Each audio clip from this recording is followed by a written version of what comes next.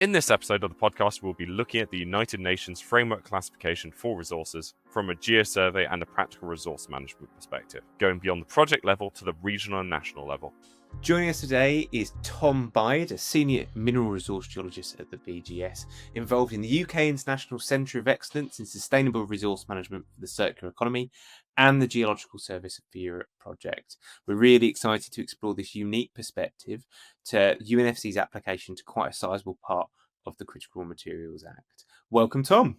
Brilliant. No, I'm really interesting to be here. So hi, I'm Tom Bide. I'm a geologist at the British Geological Survey, where I work in the minerals team. So I have a role in kind of thinking about policy around minerals and providing information, sort of where minerals are, where they can be used, and also thinking about the kind of sustainability aspects in terms of how we can use minerals in a kind of better way and kind of reduce our resource consumption and reduce the environmental impact of mining, which has led me to kind of be really interested in classification of minerals and how we sort of conceptualize this, and working with a lot of different organizations to kind of make sure we kind of do this better on an international level.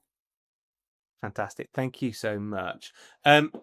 What we wanted to discuss with you, and the reason to all the listeners that you're a really important part of discussing and moving forwards this needle of UNFC application, is that expertise, as Alex got to, in both the geosurvey kind of element of UNFC and also that practical implementation from a resource code classification perspective.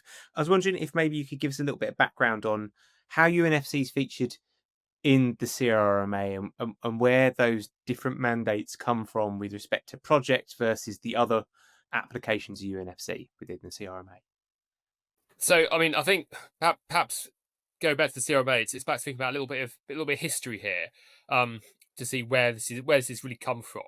Now, there's the UNFC has been around for a long time. I can't remember the exact dates, but I think it was envisioned in the 80s. It's certainly developed a lot in the 90s. So it's not a new thing to say that. But and the EU especially has been really concerned for a number of years now the fact that it's really hard to get an idea on a kind of European level about how much resources that might actually be within Europe, because many different countries and different geological surveys all use different ways of kind of really classifying that, different ways of counting.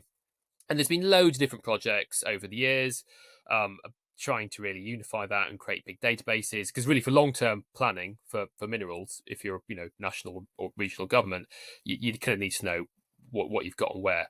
And it's really hard to do that because everyone has been sort of doing it in a bit of a different way. So the UNFC was really, seen as a way that a really good way to kind of to do this, to unify across Europe, to kind of have a common standard, really. So that's one of the things it's really come from. It is a tool that is designed to kind of do this on this sort of scale and on this level. So it's great that it's been taken up by the EU in the CRMA Act. Now, there's two ways in the CRMA Act really that kind of talks about UNFC, and both of those are quite different, really. So the first one is geological surveys, or I say geological surveys because it mainly is, but government organisations are responsible for creating inventories of resources on a national level that is to be reported to the EC, and that needs to be done in UNFC. And lots of surveys are kind of doing that in perhaps slightly different ways, but ultimately that's what the CRMA Act mandates needs to be done. Now, the other one is the strategic project, as you mentioned, Chris, which is something that's a little bit different, really, and that's not thinking about things on a sort of inventory level. That's thinking about things in a kind of project development level, kind of where you sit on that project development timeline, and in terms of kind of how progressed you are, how likely you are to come up with a kind of final factory or whatever it is, and the UNFC is very good for that, but it's also being used for that. But the two actually are quite a little bit different, and it's conceptually it can be quite tricky at times. I mean, and what I will say is it's amazing how quick this has happened. I think I mean, I remember I started doing this in, I don't know, 2017. On a EU project called Arama at the time, and I remember doing that, kind of writing final reports saying, oh, it would be good if we could all do this in UNFC. And it's amazing to think, what only really kind of 5-6 years later, suddenly it's in policy, which I never expected. And there's a huge amount of work going on. I think this is something else really important to know, that because it's happened so fast, it's kind of taken people by surprise a little bit. And I think, a huge amount of work going on by projects like you mentioned, like Geological Service for Europe, GSEU, in training up geological surveys and users actually how to use UNFC, because, there's also a lot of uncertainty around it. And I think, we're certainly not up and running yet, which I think is really important to note. Yeah, absolutely. And I think this is quite a common point with UNFC, isn't it? On one hand, it's a tool that, as I think you're correct, it's the 80s or 90s that was first came about. Now we're seeing it in the 2020s coming into policy, and yet it feels like it's been overnight, particularly in that mineral space. And there is this, I think, maybe a feeling of, some people feel, for it to be in policy, it has to be ready to use, ready to go. Everyone should have a clear set of instructions. And yet that's perhaps not the practical application of it. Alternatively, within the mineral space, there are common pre-existing industry standards such as the CRIRSCO codes. What do you think it is that led to the choice and application of UNFC over and above those codes in the implementation and in the writing of this RMA? So I think that's a really, really important point. And and I remember very, very heated discussions when I sort of started working in this sort of area, between about, what's better, what's for what. But fundamentally, it's not, these things at the moment, they don't really conflict. These are two different ways of conceptualizing resources for two completely different audiences, really. So, I mean, you mentioned Perk and JORC and NI 42101.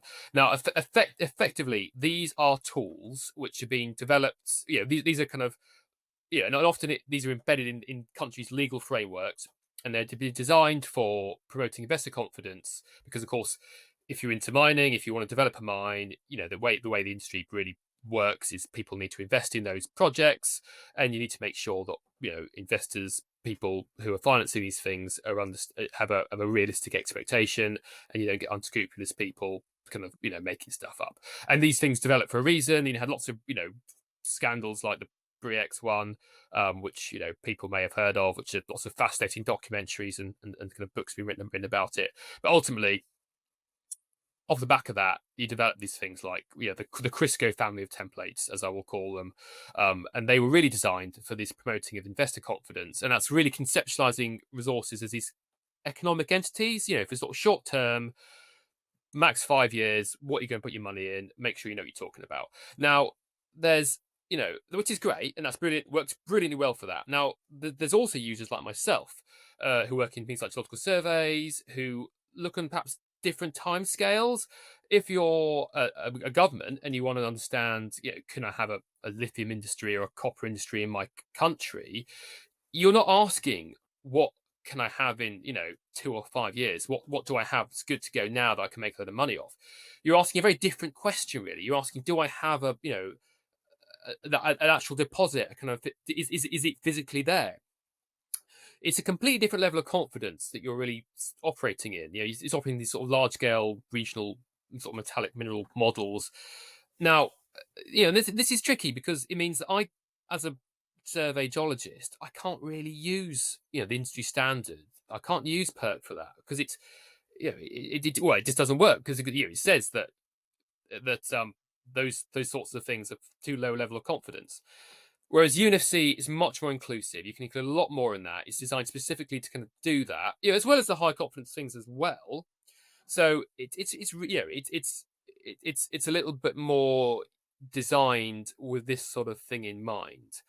Now, I think perhaps an interesting point might be, at the moment, and again, these different things, and they don't really conflict. Now, they might in the future there may be some convergence, because you have things like the AMREC, the African Mineral Resource Code, which is based on UNFC, and that that is designed to be stock exchanges for investor confidence. So I think people are thinking about, oh, can we use UNFC for this? So perhaps in the future there may well be a dare I say it, conflict over this. I don't know, but we're certainly not there yet. And these things are really, I would say, very separate tools for separate audiences for separate purposes. I get you. You mentioned the sort of future of things, which I think is an interesting sort of point. Thinking about both the strategic projects and the sort of regional or sort of national level resources inventories. Do you think UNFC is sort of evolving at a fast enough rate to actually adapt properly to the needs of, let's say, 2030's CRMA goals and obviously the general sustainable development goals also, which have got this 2030, 5 years from now deadline, so to speak? No, I think it is. I think the use of the word evolving there is still heavy lifting. So behind the scenes, there's a huge amount of work ongoing around training around UNFC, around developing guidance documents, and he's if you were to go online, there's a flurry of kind of guidance documents and training material that's come out in the last year or so, and there will be more coming in in future years. I mean, again, the GSEU project has done a huge amount of training. But this highlights, again, this evolution, the fact that because actually, it's not like everyone's out there knows exactly what this means, exactly how to do it. Even amongst, I mean, I don't know if I'd call myself an expert anymore because it is so fast evolving. But I mean, even amongst people like myself who deal with this on a kind of regular basis, there's still these questions, these unresolved things that are being resolved because now we're dealing with them at a it's not this isn't a theoretical thing anymore. We're seeing how this works on the ground, and we're talking amongst ourselves, and this is being dealt with. But there's still a lot of outstanding questions, and this thing about the inventory versus a project is a prime example of that, because to kind of highlight what's going on there, you have people like me making resource inventories, but you also have this kind of classification for a holistic project, and that's so I look at commodities individually and I like to quantify those, and that's how CRIRSCO kind of does this as well. But of course, if you're looking at something on the whole project level, you've got one classification there for the entire project. You're breaking that link between the commodity and the classification, which you do with how I'm used to doing it, and you're certainly doing CRIRSCO. So which is, and that's totally fine, and UNFC works really well for that, and that's a really important way of doing it. If you're the European Commission and you want to look at a lot of projects and decide which ones you want to take forward, but there is a risk. Well, it's not really a risk. I think it's going to happen that you have a UNFC classification, which of course UNFC is meant to be a way of unifying things, making things more understandable. But you have the project and the inventory, and they're different. So, which again, I'm kind of okay with that, because they're different things for different people, different users. But I understand what these things are, and if you are someone who want to use UNFC as it's meant to be used for to make things understandable and comparable, and you've got two different classifications for the same project, it's a bit odd, really. So these are things that I think and the commission are aware of this, and there's lots of discussion ongoing about how to deal with this, and I'm sure we'll see lots of movement and convergence, convergence over how we do it as well, and we're seeing that. And I'm people correct me on my interpretation of it, and I currently correcting people their interpretation on it, and and there's lots of discussions ongoing, and we'll get there, but I don't think we're quite there yet, for sure. Yeah, I think you touched on a really interesting point there. You do get this duality of usage, and as a result, there's going to be this really important, almost it's in the eye of the user, and having a level of knowledge amongst potential users so that people can look at reports and say, it's coming at this level, so I want to use it for these sorts of purposes, rather than try and apply one of those two mirroring reports for the wrong purpose. you talked about, the comparability with CRIRSCO codes and those reporting structures. Now, you were heavily involved in the world of wonderful mapping between the CRIRSCO codes and the UNFC. Would you be able to give us a little bit of a background into, I guess, what was the purpose of that mapping? What were the questions it was trying to answer? Maybe what the state of play is, and where you think this is going in the future? Because I know that particularly from an industry perspective, there is this, well, can't I just use my CRIRSCO report as my starting point? So, yeah.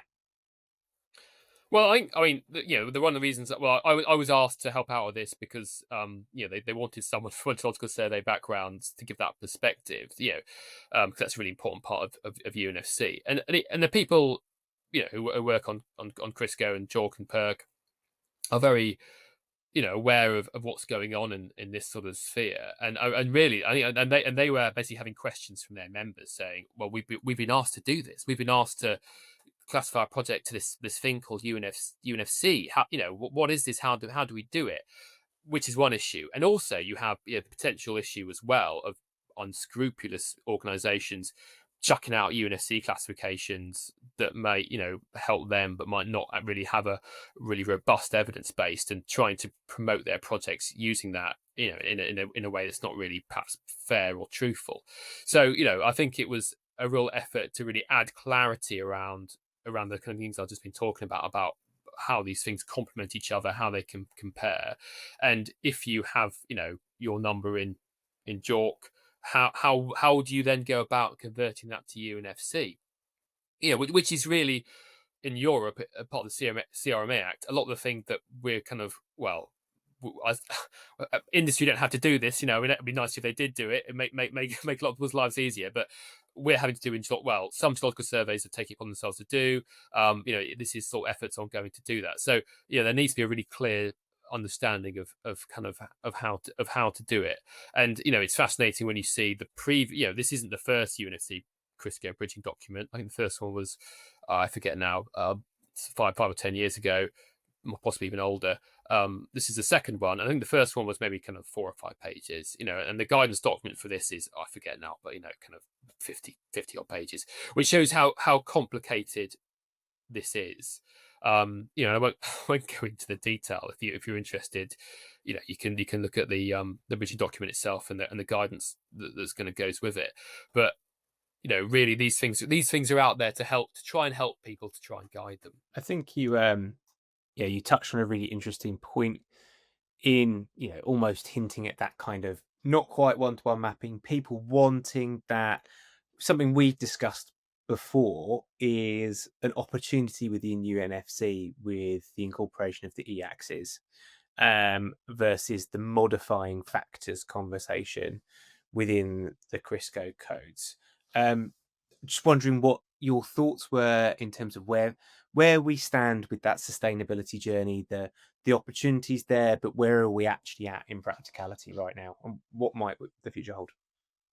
Yeah, no, I think there's 2 really important points there. The first is, where are we at right now? So one of the benefits of UNFC was often, I certainly sort of touted this a lot when I kind of started working in it, is the e-axis, and this real focus on the kind of ESG metrics, and the real focus on the kind of sustainability and environmental, and social side of things, and much perhaps more so than a lot of the kind of the CRIRSCO family, and the way the kind of those aspects of modifying factors were really focused on there. So it's seen as a real opportunity there. Now, and I think that's reflected in the way that a lot of the CRIRSCO kind of style templates are actually beefing up their e-axis equivalent bits currently. Now, so there's the opportunity there in UNFC to incorporate a huge level of detail around all those different types of aspects, and there's obviously a myriad of things there. Now, the problem is the people who are making these classifications are people like myself, geologists, really, people who work in mineral exploration. Now, I'll speak on a personal level, but perhaps this goes wider with the industry. I got into geology because I like looking at rocks and I don't like talking to people. So So I will freely admit these are things that I'm aware I'm not as good as I could be at these levels of consideration. But yet I'm the person who's given responsibility to to classify this, and then so there's a lot I don't really understand, and also I'm constrained in some way because I had to adhere to, well, the bridging documents that exist and what CRIRSCO says, and of course, if a project's permitted, well, I guess that's very clearly lots of documentation saying, well, that has to have the highest class category confidence on the e-axis. However, we all know in reality there could be a lot of other stuff going on around that. So there are kind of problems here. The fact that actually, if we really want to incorporate all those aspects on the e-axis, there is a potential that it conflicts around what the kind of CRIRSCO style reporting may say. Now, that's certainly not always the case. In the ideal world, the two should match ideally, but it's not hard to think of examples where that certainly has happened. But I feel I'm both constrained that I kind of can't do that because I've got an existing number classification that says one thing, and two, I don't, as a geologist working at the Geological Survey in minerals, I don't necessarily have the expertise to consider that. So and that's something that I think it's really important. So that's kind of where we are now. Where we really go with this is to really think, well, actually, can we start adding more of this e-axis kind of ESG metrics in there? What metrics do you want to do? What other people do we need to bring in to do that? And and again, like I said earlier about discussions ongoing, I have a lot of discussions around this with colleagues in geological surveys who are doing this, and we're kind of, we didn't scratch our heads, but we kind of say, we know this is an issue, and how do we deal with this issue? What do we need to do about this? We need to bring in people with expertise in this area into this to make sure that we get this right. And again, this is an aspect in UNSC I could see substantially evolving and changing in the future. But we're only really understanding this now because we're doing it practically. So it's an evolving situation. Absolutely, and I think the metrics involved in sustainability are so flexible, and in many cases dependent on the project, the jurisdiction, the scale, not from a compliance perspective, but for what's actually meaningful for a project to be tracking.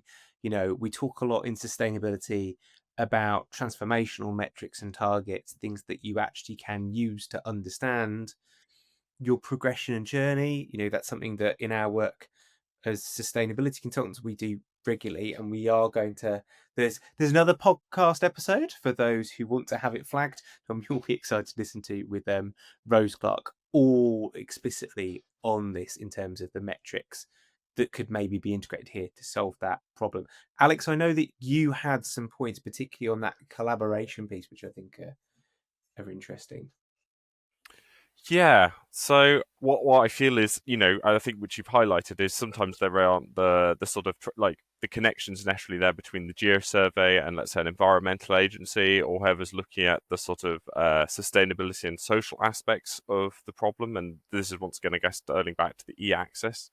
How do we get, like, basically the sort of, how do we move forward, I guess, how to fix this? Do you think is that a skills, a training gap? Do we need another way of thinking?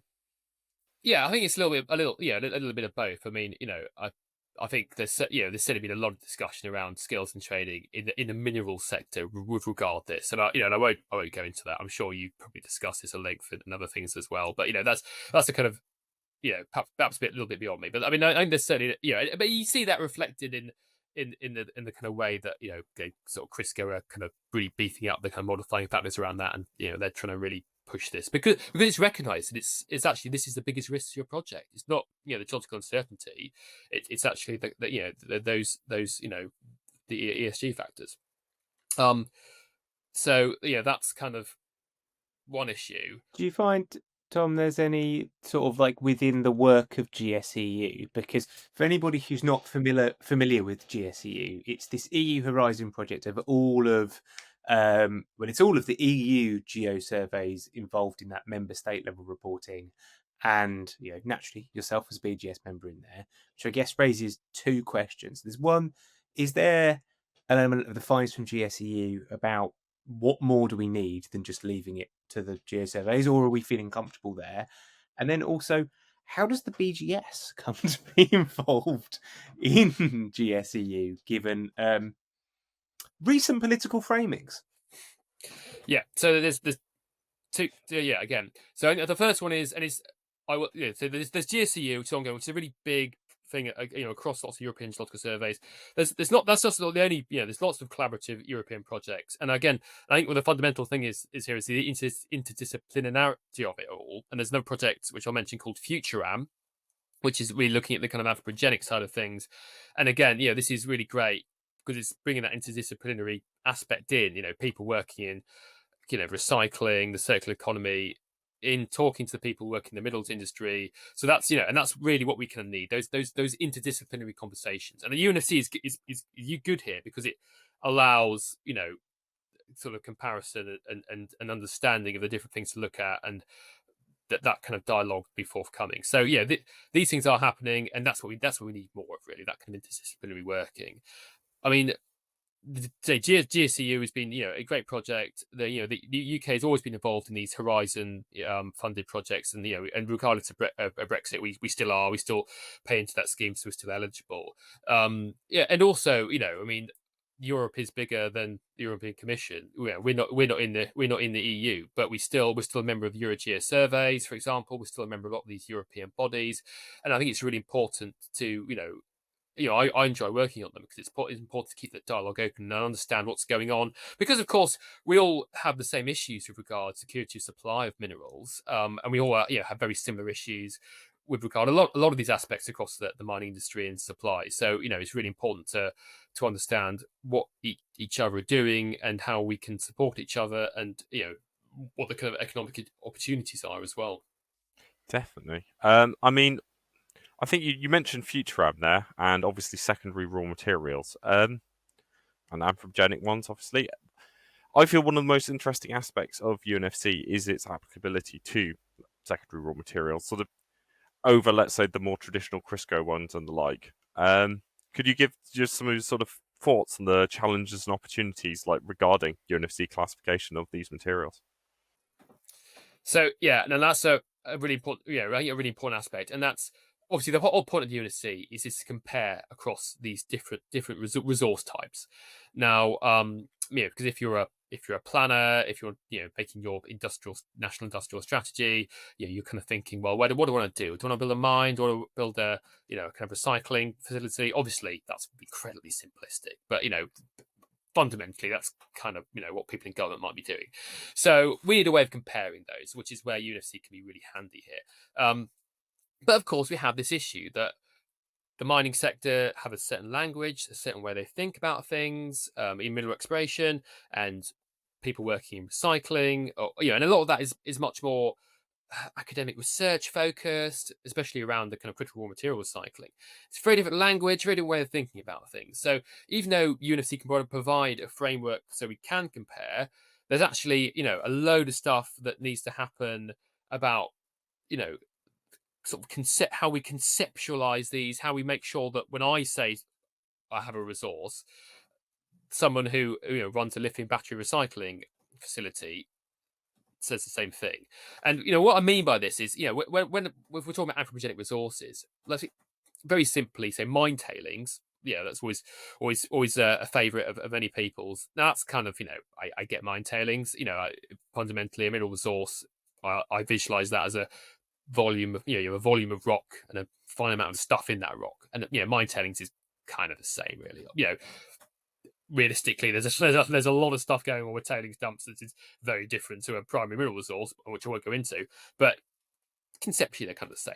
However, if you're, let's say, looking at your lithium battery recycling plant, which you're trying to compare, now what's the resource for that? It's this conceptual mobile phone in my pile of mobile phones in my drawer that I never get around to throwing away. It's a load of stuff in a scrapyard somewhere. It's actually maybe a load of wind farms that are still in use and may or may not be retired in 20 years' time. It's this much more nebulous thing. So how do we quantify that. And also, it's not a physical stock anymore. It's actually hinges on how society treats that material, which is really a very different thing. So you can see it suddenly gets quite complicated. And again, I'm not going to pretend I have the answers there, and and I haven't got a document in front of me saying, well, X is this, and translates to Y. But projects like FutureAM are, trying to answer these questions. But again, it just shows how quick this is happening, because 3 years ago, 4 years ago, we weren't really thinking about how to compare anthropogenic and mineral resources. It wasn't really, it wasn't a thing. But now actually we have, people are talking about it. It is a thing. So, there's still a lot of dialogue and a lot of understanding that needs to happen. And again, I'm involved in this UK Centre of Excellence in the Circular Economy, which is really focused on the circular economy and how resources feed into that.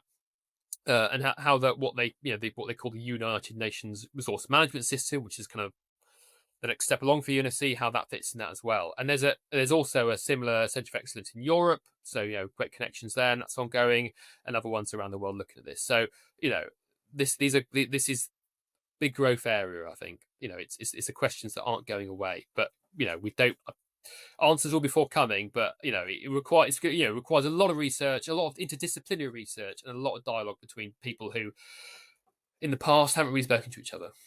That is fascinating stuff, legitimately so, because I think these are areas often overlooked, because I think it's so easy to reduce the raw material sector. We call it the raw material sector, but I think it's so easy, I think in most people's mind, to just call it the mining sector, and then that is the be-all and end-all of it. I guess on this sort of unloved aspects of things, I think it might be good to sort of ask you, as this is a bit of your area of expertise, about sand and construction materials, because 100% sand is not considered a critical material, and UNFC is very much connected to the Critical Raw Materials Act. But it's a material in huge supply, and I don't think it doesn't have the exact appeal of, let's say, copper or many other of these critical or strategic raw materials out there. Yeah, so this is an area that's very close to my heart. My day job, I do kind of resource classification on the sidelines. My day job is really construction minerals, and especially with a real focus on sand. And I will correct you there as well, because in New Zealand, critical mineral list, sand is on it. Because it just shows how the way they define the critical minerals. It's because of the economic importance, and this is the economic importance to the construction sector specifically, because construction minerals, sand, these are things that we rely on them for the built infrastructure. Your house, your road. We consume a huge amount of it. Now, and I kind of often apologise for working in sand. They say, "Oh, it's really boring." It's not like I said. It's not like copper. It's not like cobalt. But actually, I'm going to stop apologising for sand, because it is super important. And I like working in minerals. I like working in this sector because it's having that impact around sustainability, around making things more efficient, doing things better. And the potential for impacts around sand, because we use so much of it, is huge. Because I think it's often touted as the second biggest sort of flow of anthropogenic material behind water. So it gives you just a sense of scale. We're talking tens and tens of billions of tons a year of material that we shift from the natural environment to the urban one, and it mainly in concrete and in glass and in these sorts of things. So the impact is massive. It's not you don't get chemical spills perhaps and complex processing, but you're digging big holes, you're changing huge geographic landforms. So it's a really important one to consider. And again, UNFC can be helpful here, because it's perhaps a way of kind of comparing these two things. These sort of things of complex metallic minerals with sand. And I think it's really important to kind of, I think with minerals issues, there are lots of fundamentals between all minerals, be that copper, be that cobalt, be that sand. Lots of things make them different, but lots of things that are also fundamentally the same. And sand's a really interesting one, because it's the supply isn't global, it's local. But it's a sort of local supply problem, because it's a low cost, high bulk commodity, but it's a local supply problem that now has become a global problem. And I'll plug. I'm co-convening a one-day event in the Geological Society of London in the early December, specifically on these issues. If any listeners are want to register for that, but no, it's a really important aspect, as is other things like steel and aluminium and these commodities that we consume in huge quantities. Well, we'll make sure for anybody who's listening and now after all of the very relevant evidence for wanting to attend that event would like to, we'll drop a link in the description of this podcast episode below so that you can all register. I think you touched on a point there about New Zealand's critical minerals list. And there might be some listeners who are now going, hang on, there are different lists. So for the idea of a critical mineral is inherently political, and it is a snapshot in time. Tom, would you be able to take us through what makes something critical, or maybe why there is this diaspora of lists all over the world? And we've been talking about the CRMA that's Europe's, the EU's, but the UK has one, Canada, everyone has their own. Yeah, I mean, the whole point of a critical minerals list is it's criticality is in the eye of the beholder.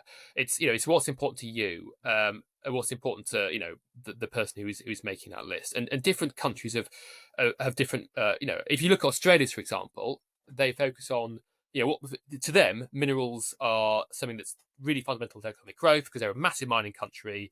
There's still a lot of minerals, so what they're interested in is kind of their mining sector in terms of what they sell. So what's critical to them. It's what's critical for them to develop is really looking at kind of exports, their markets, that sort of thing. In Europe, in the UK, we're not big mining countries. We're not big mining big jurisdictions. So what's important to us is, what we require for our kind of manufacturing base. So really, it's actually looking at security of supply. You can see the perspective there is completely changed. So different countries have completely different criteria of what is and isn't critical, and you can see that if you can compare them. I mean, the UK's list is pretty similar, give or take a few, to the European list. Unsurprising, but if you look at the European lists, you will see they have things that are critical that we don't have on our list because we don't have an issue with supply in the UK, for example. So when we make the UK criticality list, it's there's a whole range of complicated metrics that go into that, but really it's all about the value of supply to the UK, the amount of countries that supply to the UK, and are they, is there a risk of supply? And that's our focus. So if we have an industry that makes, mines that in the UK, it's probably not critical because that's how we in the UK view criticality. But of course, different countries view that completely different ways. I think he sort of really tees up exactly that difference in what is critical. It's a snapshot in time. The list is ever changing because, like you said, for the UK, it's about what we need and what is scarce. It's not what we need. It's got that additional lens. Trying to find a system that can provide this ever shifting lens of what's important to us and then scale that from the UK to Europe to the world is exactly that systems level approach that you've mentioned it a few times. There's a unity to UNFC in the way that we look at compiling, not only primary resource extraction, but different resources through to secondary, through to recycling, and that circularity element. It seems that is perhaps really the way that UNFC has its special, unique place in this system of minerals resource classification as we move forward. Is there anything else within that you feel complements it? You touched on this thing called GeoRMS just in that, and I'm wondering if that helps in that conversation. Yeah, and one thing I'll also mention, which I probably should have said before, is criticality doesn't always mean important. Like that's what kind of you kind of touched on that there, really. And I think that's often it obviously critical minerals are important. They're important for a specific reason, but like the issue with sand, just because something's not critical doesn't mean it's not important. We often have perhaps a distinction between essential minerals and critical minerals and these sorts of things, but I think just because something is or isn't critical doesn't mean we can just forget about that one. We need to focus on that one. It's just because it doesn't make a critical minerals list doesn't mean it's not really, really, really important, and that's something that's very important to remember. Now, kind of moving on from that, I think that we all recognise there's lots of ways that the UNFC is a framework classification for comparing resources that is really good because it can works on lots of different levels, and it can incorporate lots of different data, and you can factor all. But ultimately, it is a classification mechanism. So, what especially the UNECE, United Nations Economic Commission for Europe, who developed UNFC, what they want to move forward with next is what they call the United Nations Resource Management System, because of course, if you're into if you want to kind of meet those kind of future goals around sustainability, it's not just about classifying. You have to classify. That's your first step. You need to understand kind of what you've got and what you're dealing with. But actually, you need to think about then, what we're going to do with this now? How are we going to make this better? So there is this, this resource management system, which kind of outlines the fundamental principles around kind of raw material use and sustainability. Now, this is quite a conceptual thing, I think, at the moment. There's a few case studies out there. Ex university and looking at the mining in the southwest of England has done a good case study on it. And again, it's something I'm working with this UK International Centre of Excellence a lot.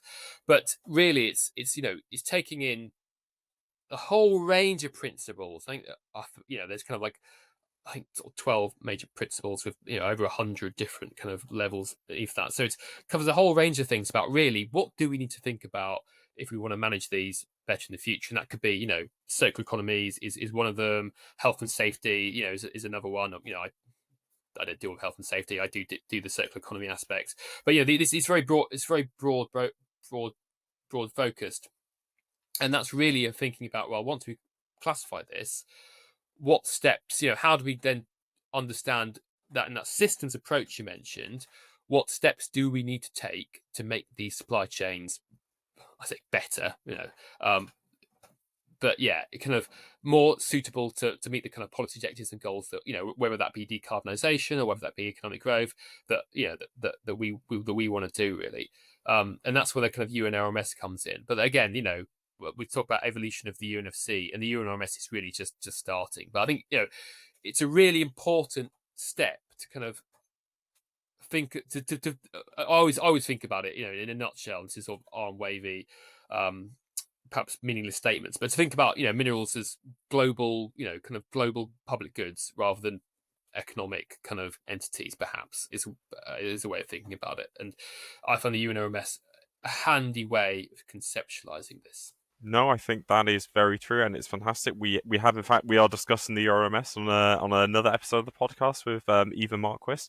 But I think this is to me one of the sort of fundamental points. I feel this is, you're talking about this, and I think we can see that there is this convergence. There is this actual network, but like sort of developing between quite a lot of different experts, bodies, people, ideas, and new systems, which are all sort of actually coming together, and dare I say, in a unified manner, which I think is really looking to be the sort of, actually maybe the sort of the future of UNFC story is going from, I don't know where it'll be in 5-10 years time, but how will it evolve, what it'll merge with, but it is very much bringing people together and bringing ideas and concepts forward in this very complex world of raw materials and sustainability.